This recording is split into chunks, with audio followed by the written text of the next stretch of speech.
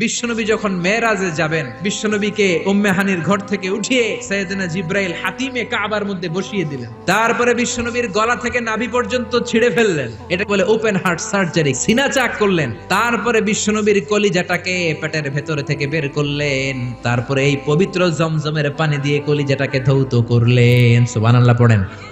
প্রতি বছর লক্ষ লক্ষ হাজী সাহেবানরা আল্লাহর ঘর জিয়ারতে যায়। সৌদি ধর্ম মন্ত্রণালয়ের রিপোর্ট অনুযায়ী 2016-এ হাজির সংখ্যা ছিল মোট 19 লাখ। প্রতি বছর এভাবে হজ করছে। তারা যখন চলে এসেছে প্রত্যেকে 5 লিটার করে জামজামের গ্যালানের পানি নিয়ে এসেছে। প্রতিদিন 2 লক্ষ করে মানুষ উমরা করতে যায়, 5 লিটার করে গ্যালানকে গ্যালান পানি নিয়ে যায়। লক্ষ লক্ষ মানুষ কিয়ামত পর্যন্ত এই জামজামের পানি দূর দূরান্তে তাদের দেশে নিয়ে যাবে। কিয়ামত পর্যন্ত এত পানি পানের পরেও এই জামজামের কুয়ার পানি 1 ইঞ্চিও নিচের দিকে নামবে না। চিল্লায় বলেন আল্লাহু আকবার। সাইয়েদনা ইব্রাহিম আলাইহিস সালামের স্ত্রী হাজারকে